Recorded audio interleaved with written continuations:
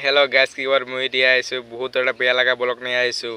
চাইজি অসমত থকা গোৱালপাৰা জিলা, কৃষ্ণাই ধুবুৰী জিলা, তাক বহুত মোৰ ব্লগটো দেখি কিজান বেয়া লাগিব।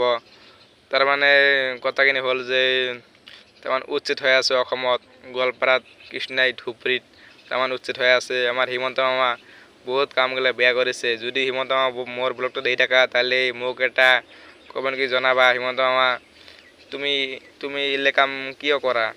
এই বহুত গৰীব মানুহ আছে, ভাটিয়া মানুহ, মুছলিমেই হওক বা ভাটিয়া হওক বা উজনি হওক বা হিন্দু হওক, কিয় তোমাৰ মাটিখিনি তোমাৰ কাৰ ন? এতিয়া মানুহখিনি যাব ক'ত? মানুহ জন্ম ইয়াতে আছিল, ইয়াতে তাৰ দাদা আব্বা মেলা খুৰা খুৰী ইয়াতে ইমান জন্ম, এতিয়া মানুহবিলাক যাব ক'ত?